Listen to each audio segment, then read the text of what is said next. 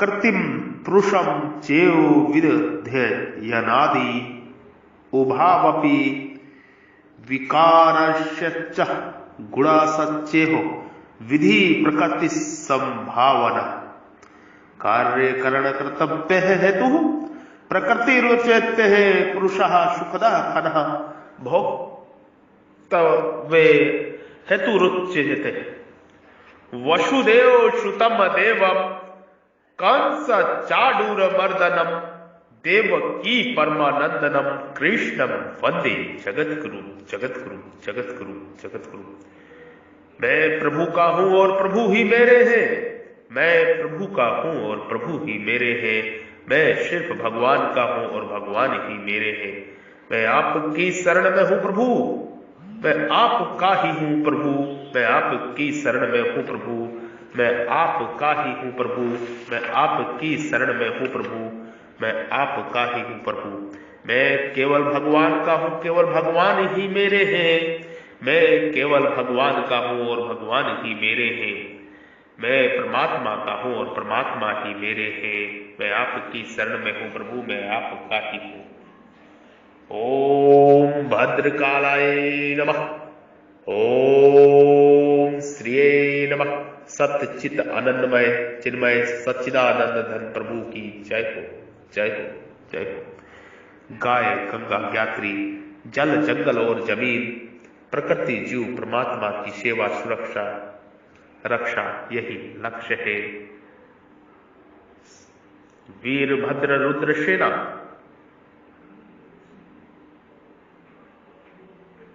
सनातन रक्षा के लिए स्थापना हो चुकी है। स्वाभिमान राष्ट्रीय स्वाभिमान क्रांति की स्थापना हो रही है। महर्षि बद्री का आश्रम हम ब्रह्म ऋषि महर्षि बद्री विशाल योगी श्री अवध के संत महात्मा ऋषि पुत्र आपको सनातन ज्ञान का दिव्य ज्ञान का उपदेश दे रहे हैं। स्वयं के स्वरूप में स्वयं का दर्शन, इस उपदेश को आप ध्यान से सुने। प्रकृति और पुरुष दोनों को ही तुम अनादि समझो और विकारों को तथा गुणों को भी प्रकृति से ही उत्पन्न समझो। कार्य और कारण के द्वारा होने वाली क्रियाओं को उत्पन्न करने में प्रकृति हेतु कही जाती है और सुख दुख के भोक्ता में पुरुष हेतु कहा जाता है।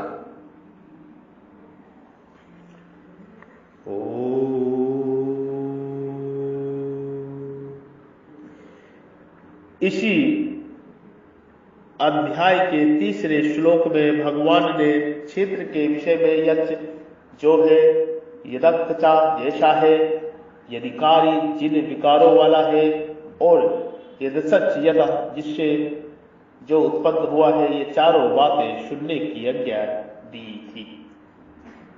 उनमें से यज्ञ का वर्णन 5वां श्लोक में और यदिकारी का वर्णन 6ठे श्लोक में कर दिया है।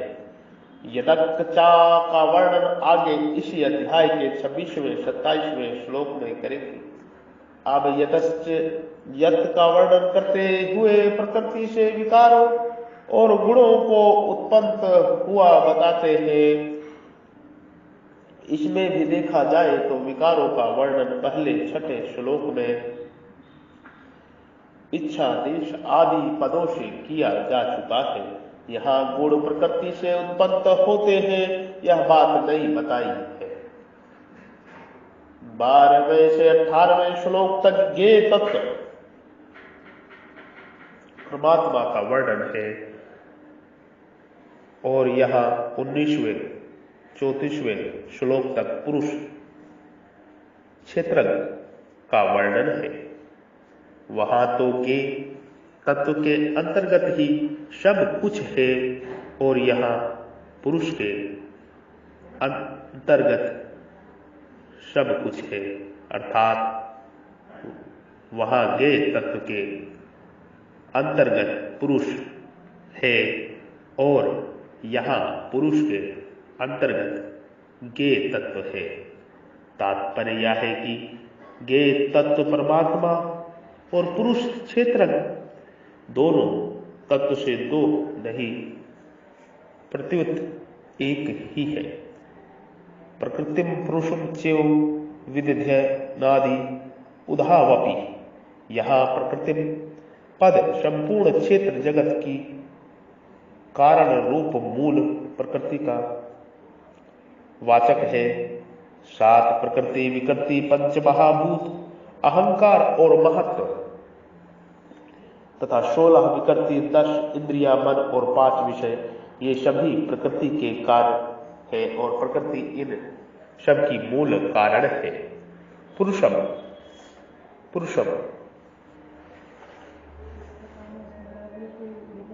पद यहाँ क्षेत्र का वाचक है, जिसको इसी अध्याय के पहले श्लोक में क्षेत्र को जानने वाला कहा गया है। प्रकृति और पुरुष दोनों को अनादि कहने का तात्पर्य है कि जैसे परमात्मा अंश यह पुरुष जीवात्मा अनादि है, ऐसे ही यह प्रकृति भी अनादि है। इन दोनों के अनादि पद में फर्क नहीं है, किंतु दोनों के स्वरूप में फर्क है। जैसे प्रकृति गुणों वाली है और पुरुष गुणों से सर्वथा रहित है। प्रकृति में विकार होता है और पुरुष में विकार नहीं होता। प्रकृति जगत की कारण बनती है और पुरुष किसी का भी कारण नहीं बनता। प्रकृति में कार्य एवं कारण भाव है और पुरुष कार्य एवं कारण भाव से रहित है। उभो एवं कहने का तात्पर्य है कि प्रकृति और पुरुष दोनों अलग अलग है। अतः जैसे प्रकृति और पुरुष अनादि है, ऐसे ही उन दोनों का यह भेद विवेक भी अनादि है। इसी अध्याय के पहले श्लोक में आए इदम शरीरम क्षेत्रम पदों से मनुष्य शरीर की तरफ की दृष्टि जाती है, तथा व्यष्टि मनुष्य शरीर का ही बोध होता है और क्षेत्र पद से मनुष्य शरीर को जानने वाले व्यष्टि क्षेत्र का ही बोध होता है। अतः प्रकृति और उसके कार्य मात्र का बोध कराने के लिए यहाँ प्रकृतम पद का और मात्र क्षेत्र का बोध कराने के लिए यहाँ पशु पद का प्रयोग किया गया है। इसी अध्याय के दूसरे श्लोक में क्षेत्र की परमात्मा के साथ एकता जानने के लिए विधि पद का प्रयोग किया था और यहाँ पुरुष की प्रकृति से विभिन्नता जानने के लिए विधि पद का प्रयोग किया गया है। तात्पर्य है कि मनुष्य स्वयं को और शरीर को एक समझता है, इसलिए भगवान यहाँ विधि पद से जीव को यह आज्ञा देते हैं कि ये दोनों सर्वथा अलग अलग है। इस बात को तुम ठीक तरह से समझ लो।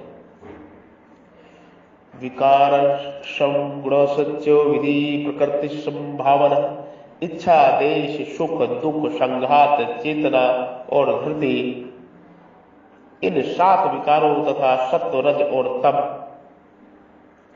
इन 3 गुणों को प्रकृति से उत्पन्न हुए समझो। इसका तात्पर्य है कि पुरुष में विकार और गुण नहीं है। 7वें अध्याय के 12वें श्लोक में तो भगवान ने गुणों को अपने से उत्पन्न बताया है और यहाँ गुणों को प्रकृति से उत्पन्न बताते हैं। इसका तात्पर्य है कि वहां भक्ति का प्रकरण होने से भगवान ने गुणों को अपने से उत्पन्न बताया है और गुणमयी माया से तरने के लिए अपनी शरणागति बताई है। परंतु यहाँ ज्ञान का प्रकरण होने से गुणों को प्रकृति से उत्पन्न बताया है। अतः साधक गुणों से अपना संबंध न मानकर ही गुणों से छूट सकता है। कार्य करण कृतम है हेतु प्रकृति रुचित है। आकाश वायु अग्नि जल पृथ्वी शब्द स्पर्श रूप रस गंध, इन 10 महाभूतों विषयों का नाम कार्य है। श्रोत्र त्वचा नेत्र रसना घ्राण वाणी हस्त पाद उपस्थ और गूदा तथा मन बुद्धि अहंकार, इन 13 बहिकरण और अंतकरण का नाम करण है। इन सब के द्वारा जो क्रियाएं होती है उनको उत्पन्न करने में प्रकृति ही हेतु है। जो उत्पन्न होता है वह कार्य कहलाता है और जिसके द्वारा कार्य की सिद्धि होती है वह करण कहलाता है।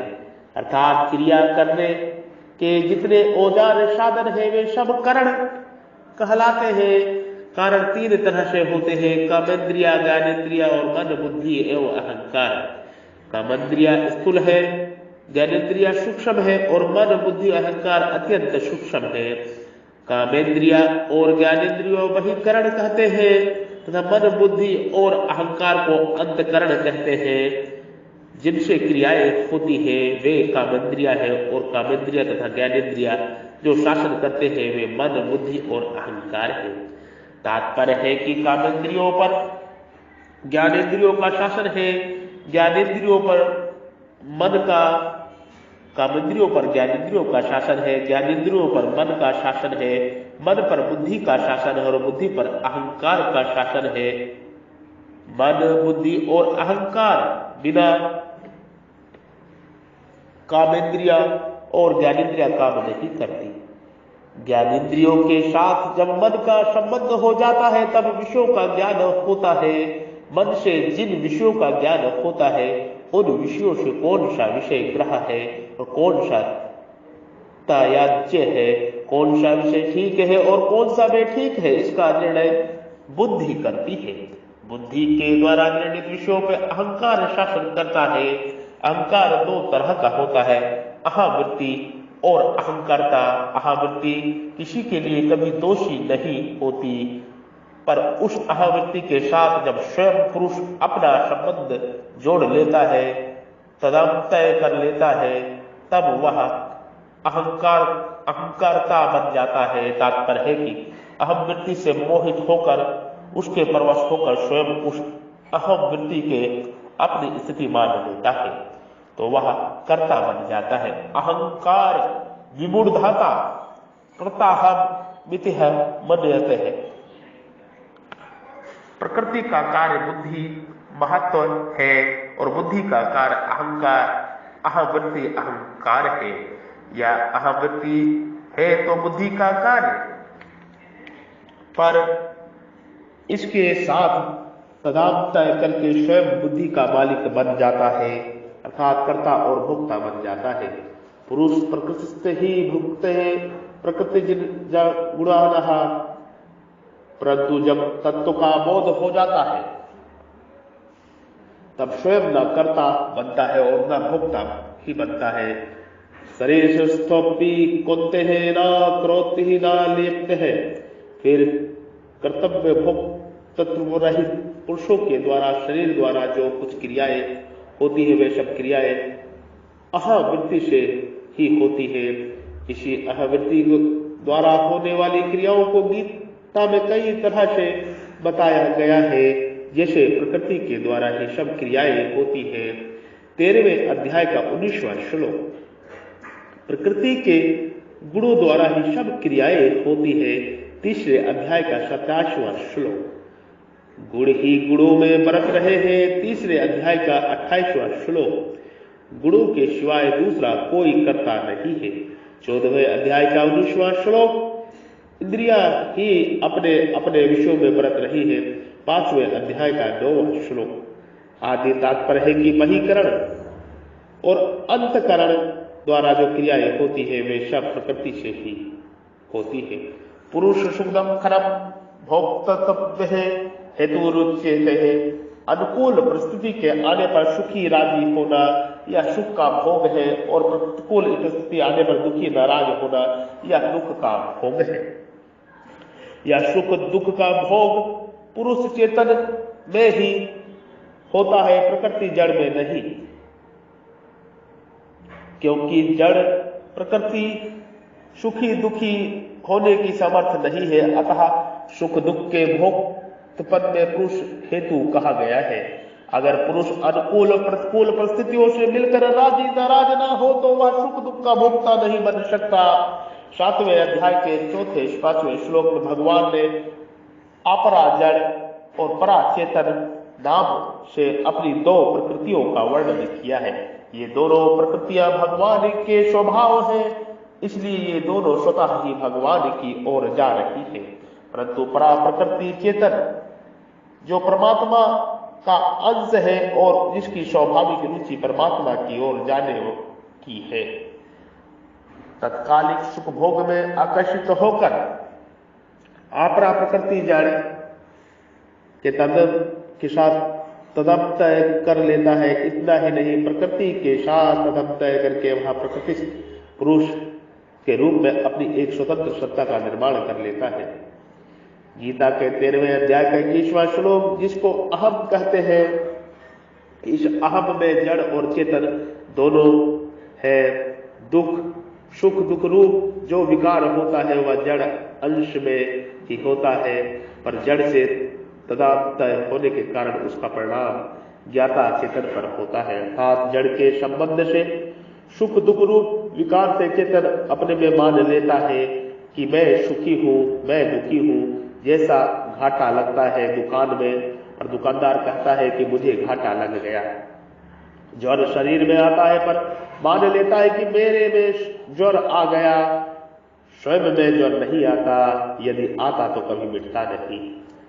सुख दुख का परिणाम चेतन पर होता है, तभी वह सुख दुख से मुक्ति चाहता है। अगर वह सुखी दुखी न हो तो उसमें मुक्ति की इच्छा हो ही नहीं सकती।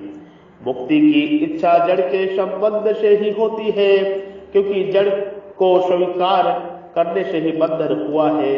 जो अपने को सुखी दुखी मानता है वह सुख दुख रूप विकार से अपनी मुक्ति चाहता है और उसकी मुक्ति होती है। तात्पर्य है कि तदंत मुक्ति कल्याण की इच्छा चेतन की मुख्यता और भोगने की इच्छा जड़ की मुख्यता होती है। इसलिए अंत में कल्याण का भागी चेतन ही होता है, जड़ नहीं। विकृति जड़ में ही होती है, चेतन में नहीं। अतः वास्तव में सुखी दुखी होना चेतन का धर्म नहीं है, प्रत्युत जड़ संग से अपने को सुखी दुखी मानना ज्ञाता चेतना का स्वभाव है। तात्पर्य है कि चेतन सुखी दुखी होता नहीं, प्रत्युत सुखाकर दुखाकर वृत्ति से मिलकर अपने को सुखी दुखी मान लेता है। चेतन में एक दूसरे से विरुद्ध सुख दुख रूप दो भाव हो ही कैसे सकते हैं। दो रूप परिवर्तनशील प्रकृति ही हो सकते हैं, जो परिवर्तनशील नहीं है उसके दो रूप नहीं हो सकते। तात्पर्य यह है कि सब विकार परिवर्तनशील ही हो सकते हैं। चेतन स्वयं ज्यों का त्यों रहते हुए ही परिवर्तनशील प्रकृति के संग से उसके विकारों को अपने में आरोपित करता रहता है। यह सबका अनुभव भी है कि हम सुख में दूसरे तथा दुख में दूसरे नहीं हो जाते। सुख और दुख दोनों अलग अलग हैं, पर हम एक ही रहते हैं। इसलिए कभी सुखी होते हैं और कभी दुखी होते हैं। भगवान क्षेत्र और क्षेत्रज्ञ के विभाग की ही प्रकृति और पुरुष में नाम से पुनः वर्णन करते हैं। क्षेत्र क्षेत्रज्ञ विशिष्ट है और प्रकृति पुरुष समिष्ट है। एक प्रकृति विभाग है और एक पुरुष विभाग है। शरीर तथा संसार प्रकृति विभाग में है और आत्मा तथा परमात्मा पुरुष विभाग में है। जैसे प्रकृति और पुरुष अनादि है, ऐसे ही इन दोनों का भेद ज्ञान अर्थात विवेक भी अनादि है। अतः विवेक दृष्टि से देखे तो ये दोनों विभाग एक दूसरे से बिल्कुल असंबद्ध है, अर्थात दोनों किंचित भी कोई संबंध नहीं है। प्रकृति तो असत जड़ तथा दुख रूप है और पुरुष सत चित तथा आनंद रूप है। प्रकृति नाशवान विकारी तथा क्रियाशील है और पुरुष अविनाशी निर्विकार तथा अक्रिय है। प्रकृति नित्य वृत्ति है और पुरुष नित्य प्राप्ति है। गीता के आरंभ में भी भगवान ने इसी विभाग का वर्णन शरीर और शरीर की देह और देही, सत और असत आदि नामों से किया है। अतः इस विभाग को ठीक ठीक समझना प्रत्येक साधक के लिए बहुत आवश्यक तथा शीघ्र बोध करने वाला है। कारण कि शरीर और शरीर को एक मानना ही बंधन है और इन दोनों को बिल्कुल अलग अलग अनुभव करना मुक्ति है। इन दोनों को बिल्कुल अलग अलग करना मुक्ति है। भगवान शक्तिमान है, प्रकृति उनकी शक्ति है। प्रभु शक्तिमान है, प्रकृति उनकी शक्ति है, प्रभु शक्तिमान है, प्रकृति उनकी शक्ति है। प्रभु शक्तिमान है, प्रकृति उनकी शक्ति है। ज्ञान की दृष्टि से शक्ति और शक्तिमान दोनों अलग अलग है, क्योंकि शक्ति में तो परिवर्तन घटना बढ़ना होता है, पर शक्तिमान ज्यों का त्यों रहता है। परंतु भक्ति की दृष्टि से शक्ति और शक्तिमान दोनों अभिन्न है, क्योंकि शक्ति को शक्तिमान से अलग नहीं कर सकते, अर्थात शक्तिमान के बिना शक्ति स्वतंत्र सत्ता नहीं है। ज्ञान और भक्ति दोनों की बात रखने के लिए ही भगवान ने प्रकृति को न अनंत कहा है और न शांत कहा है, प्रकृति अनादि कहा है। कारण कि अगर प्रकृति को अनंत नित्य कहे तो ज्ञान का खंडन हो जाएगा, क्योंकि ज्ञान की दृष्टि में प्रकृति सत्ता ही नहीं है। नास्तो विधत्ते भव, अगर प्रकृति को शांत अनित्य कहे तो भक्ति का खंडन हो जाएगा, क्योंकि भक्ति दृष्टि से प्रकृति भगवान की शक्ति होने से भगवान से अभिन्न है। सदस्चाहम सद सच्चाहम सद सच्चाहम सद सच्चाहम सद सच्चाहम सद सच्चाहम। वास्तविक दृष्टि से देखा जाए तो प्रकृति और पुरुष का स्वभाव अलग अलग होते हुए भी दोनों परस्पर अभिन्न है। वास्तव में परमात्मा स्वरूप समग्र है, परमात्मा कोई शक्ति न हो ऐसा संभव नहीं है। अगर परमात्मा को सर्वथा शक्ति रहित माने तो परमात्मा एक देशीय ही सिद्ध होंगे। उनमें शक्ति का परिवर्तन अथवा आदर्शन तो हो सकता है, पर शक्ति का अभाव नहीं हो सकता। शक्ति कारण रूप से उनमें रहती ही है, अन्यथा परमात्मा के सिवाय शक्ति प्रकृति के रहने का स्थान कहाँ होगा। इसलिए यह प्रकृति और पुरुष दोनों अनादि कहा गया है।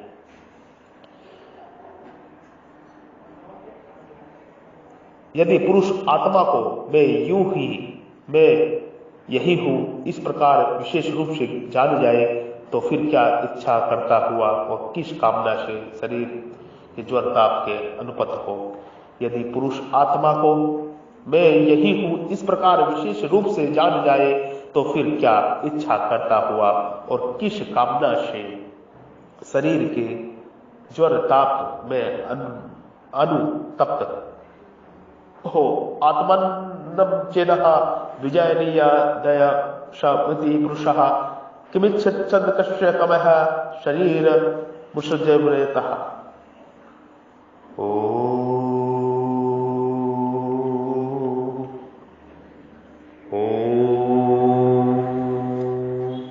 संपर्क करें, जुड़े 9811179477 9811179477। जय सनातन धर्म, जय सनातन धर्म। आपके हृदय रूपी मंदिर में विराजमान परब्रह्म परमेश्वर ईश्वर को प्रणाम करता हूं, नमस्कार करता हूं। जो सतचित आनंद चिन्मय प्रभु सच्चिदानंद प्रभु आपके हृदय रूपी गुफा में, हृदय रूपी मंदिर में प्रभु परमात्मा ब्रह्म विराजमान है। परमेश्वर कृपा मेरा प्रणाम नमस्कार स्वीकार करें। जय श्री राम, जय सनातन धर्म।